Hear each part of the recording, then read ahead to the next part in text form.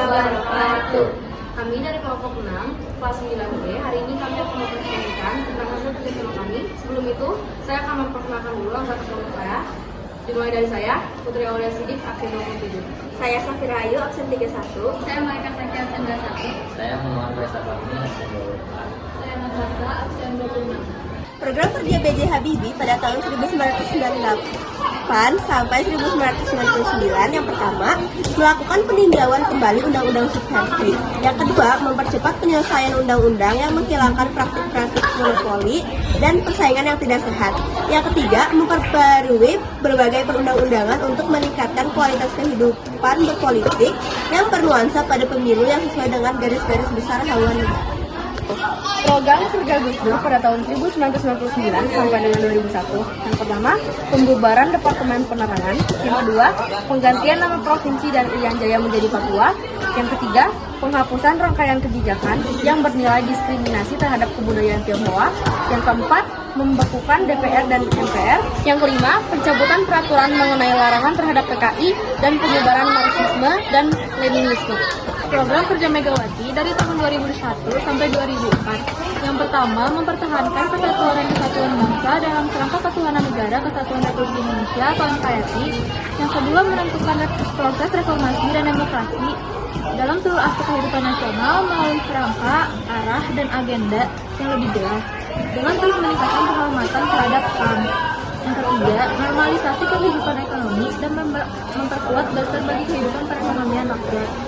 Yang keempat, melaksanakan penegakan hukum secara konsisten, memulihkan rasa aman serta tentram dalam kehidupan bermasyarakat, dan melanjutkan pemberantasan korupsi, kolusi, dan nepotisme atau KKN. Yang kelima, melaksanakan politik luar negeri yang bebas dan aktif, memulihkan martabat bangsa dan negara, serta kepercayaan luar negeri, termasuk lembaga-lembaga pemberian pinjaman dan kalangan investor terhadap pemerintah. Dan yang terakhir, mempersiapkan penyelenggara pemilu tahun 2004 yang aman, tertib, rahasia, bebas, dan langsung. Program kerja SBY pada tahun 2009 hingga 2014. Di antaranya, pemberantasan mafia hukum, revitalisasi industri pertahanan, penanggulan terorisme, meningkatkan daya listrik di seluruh Indonesia, meningkatkan produksi dan ketahanan pangan, revitalisasi pabrik pupuk dan gula, pembenahan penggunaan tanah dan tata ruang, membangun infrastruktur, meningkatkan kewirausahaan dan pengembangan UMKM melalui pengucuran kredit usaha rakyat atau KUR. Selanjutnya, mobilisasi sumber pembiayaan di luar APBN dan APBD. Pada tahun 2004 sampai 2009. Program kerja pertama ada memperbaiki sistem ekonomi yang sangat memberatkan rakyat Indonesia. Kedua, ada memperbaiki kinerja pemerintahan dari unsur KKN. Ketiga, ada mewujudkan keadilan dan demokratisasi melalui kepolisian dan kejaksaan. Program kerja Jokowi pada tahun 2014 sampai dengan 2019. Yang pertama, mempercepat dan melanjutkan pembangunan infrastruktur. Yang kedua, pembangunan sumber daya manusia atau SDM. Yang ketiga, undang investasi seluas-luasnya untuk membuka lapangan kerja. Yang keempat, reformasi birokrasi. Yang kelima, APBN yang fokus dan tepat sasaran. Pembangunan pada masa B.J. Habibie tahun 1998 sampai dengan 1999 adalah Habibie melakukan berbagai cara untuk mengatasi krisis ekonomi. Di antaranya, menaikkan nilai tukar rupiah terhadap dolar US, menetapkan undang-undang anti monopoli, suplai beras yang memadai dengan harga terjangkau, serta distribusi beras yang merata. Pada saat menjabat, Presiden Habibie berperan penting dalam industri penerbangan Indonesia. Beliau mengajak masyarakat berpatungan untuk membuat pesawat yang bertujuan agar masyarakat mudah untuk bertransportasi ke wilayah terpencil. Pada masa Gus Dur pada tahun 1999 sampai dengan 2001. Gus Dur terlebih dahulu melakukan pembangunan keamanan politik dengan merangkul semua kekuatan politik yang ada. Selain ia juga melakukan pemulihan ekonomi yang hancur, membutuhkan tenaga profesional yang handal, diperlukan orang-orang yang berani menghadapi berbagai hambatan nasional atau mafia dan hambatan internasional, IMF dan World Bank. Pembangunan pada masa Megawati dari tahun IMF dan World Bank. Pembangunan pada masa Megawati tahun 2001 sampai 2004, yaitu salah satunya pembangunan infrastruktur, membangun jembatan Suramadu.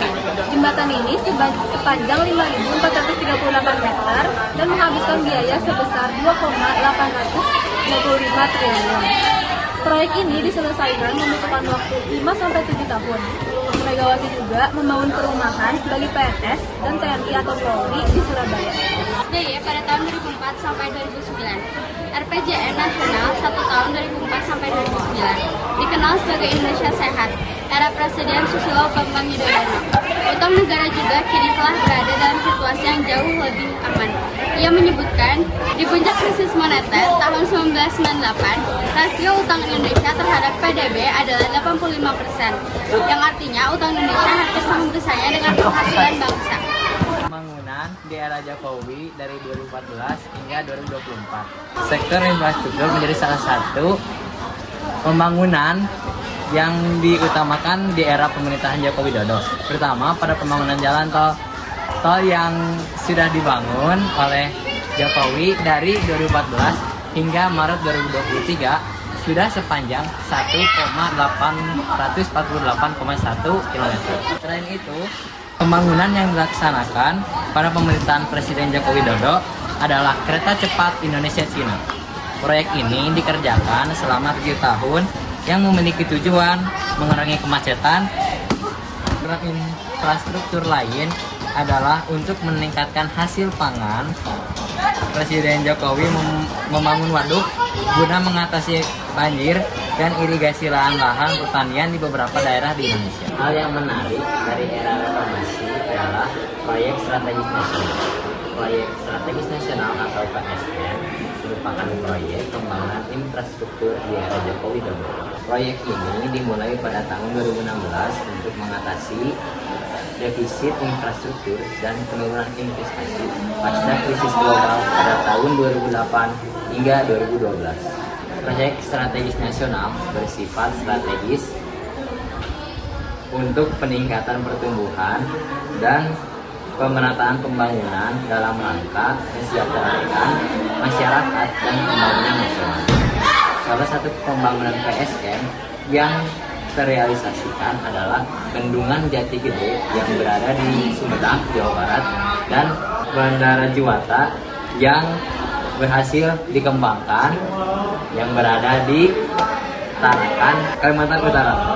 Sekian dari presentasi kami hari ini. Mohon maaf bila ada kekurangan. Terima kasih yang sudah menonton.